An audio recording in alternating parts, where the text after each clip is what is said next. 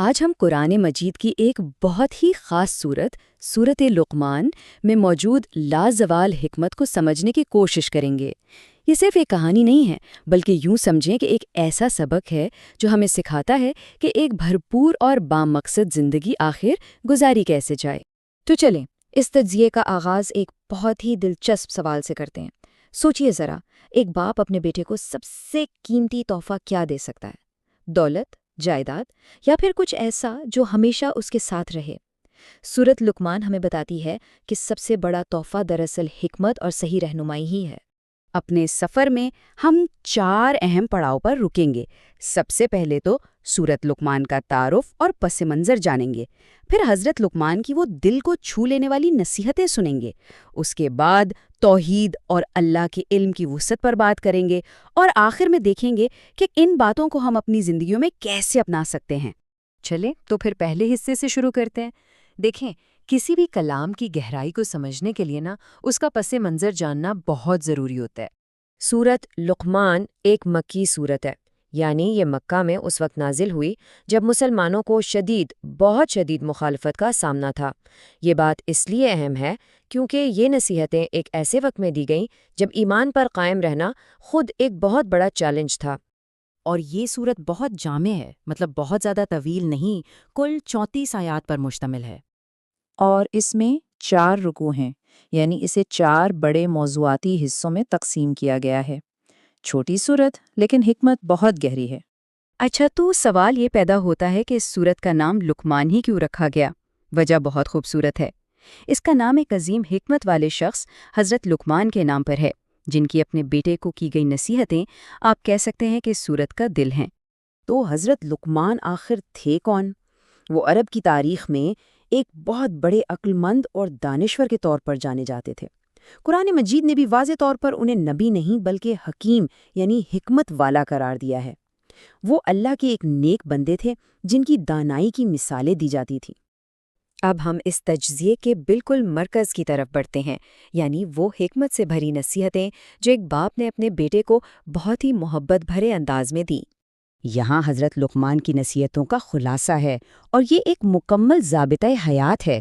عقیدے سے بات شروع ہوتی ہے کہ اللہ کے ساتھ کسی کو شریک نہ ٹھہرانا، پھر آتی ہیں عبادات یعنی نماز قائم کرنا، پھر معاشرتی ذمہ داریاں یعنی اچھائی کا حکم دینا اور برائی سے روکنا، اور پھر ذاتی کردار کی تعمیر، مصیبت پر صبر کرنا، عاجزی اپنانا، اور یہاں تک کہ اپنی چال اور آواز میں بھی اعتدال رکھنا۔ اور جو بات ان نصیحتوں کو اور بھی خاص بنا دیتی ہے وہ ہے ان کا انداز۔ حضرت لقمان نے اپنی ہر بات کا آغاز یا بنیا یعنی اے میرے پیارے بیٹے سے کیا۔ یہ اس بات کی نشانی ہے کہ یہ کوئی حکم نہیں بلکہ ایک باپ کی اپنے بیٹے کے لیے خالص محبت اور فکر ہے۔ ان تمام نصیحتوں میں سب سے پہلی اور سب سے اہم نصیحت تھی شرک سے بچنے کی۔ انہوں نے شرک کو ظلم عظیم کہا، یعنی سب سے بڑا ظلم۔ کیوں؟ کیونکہ یہ انسان کی اپنے پیدا کرنے والے کے ساتھ سب سے بڑی ناانصافی ہے۔ حضرت لقمان کی نصیحتیں صرف ذاتی کردار تک ہی محدود نہیں تھیں، بلکہ ان سب کی بنیاد عقیدے کی مضبوطی پر تھیں۔ تو آئیے اب ایمان کی ان بنیادوں کو دیکھتے ہیں جن کا ذکر اس سورت میں کیا گیا ہے۔ یہ سورت صرف ہمیں نصیحتیں ہی نہیں کرتی، بلکہ توحید یعنی اللہ کے ایک ہونے پر بڑے مضبوط دلائل بھی دیتی ہے۔ یہ کائنات میں اللہ کی قدرت کی نشانیوں کی طرف اشارہ کر کے یہ ثابت کرتی ہے کہ عبادت کے لائق صرف اور صرف وہی ایک ذات ہے۔ اور پھر سورت ہمیں یاد دلاتی ہے کہ اللہ کا علم کتنا وسیع ہے۔ حضرت لقمان اپنے بیٹے کو بتاتے ہیں کہ اگر کوئی عمل رائی کے دانے کے برابر بھی ہو اور کسی چٹان میں یا آسمانوں میں کہیں بھی چھپا ہو، اللہ اسے سامنے لے آئے گا۔ اس کے علم سے کوئی چیز بھی پوشیدہ نہیں ہے۔ اب ہم آخری حصے کی طرف آتے ہیں۔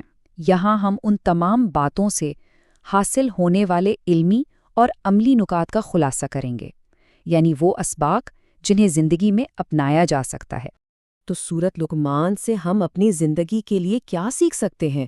یہ کوئی پرانی کہانی نہیں بلکہ آج بھی ہماری رہنمائی کے لیے ایک مکمل گائیڈ بک ہے۔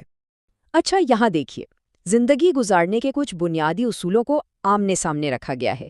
ایک طرف ہمیں کہا جا رہا ہے کہ عاجزی اور انکساری اپناؤ، تو دوسری طرف صاف منع کیا گیا ہے تکبر اور شیخی سے۔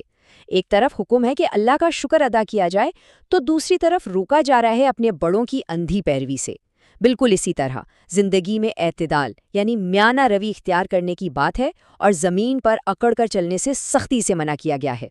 عقیدے کے میدان میں یہ سورت ہمیں 4 بنیادی ستون دیتی ہے۔ حکمت کا آغاز شکر سے ہوتا ہے، شرک سب سے بڑا ظلم ہے، سوچ اور سمجھ کر ایمان لانا چاہیے نہ کہ اندھی تقلید میں، اور آخر میں احتساب کا تصور کہ ہمارا ہر عمل ریکارڈ ہو رہا ہے۔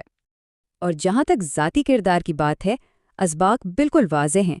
اندرونی طور پر صبر اور عاجزی، اور بیرونی طور پر اعتدال اور معاشرے کی اصلاح کی کوشش۔ یہ ایک متوازن شخصیت کی مکمل تصویر ہے۔ اور آخر میں ایک سوال سوچنے کے لیے چھوڑ جاتے ہیں۔ آج کی اس تیز رفتار دنیا میں جہاں ہر طرف شور اور دکھاوا ہے، حضرت لقمان کی کون سی تعلیم ایسی ہے جسے اپنانے کی سب سے زیادہ ضرورت ہے؟ کیا وہ صبر ہے، شکر، عاجزی، یا پھر اپنی چال اور آواز میں میانہ روی؟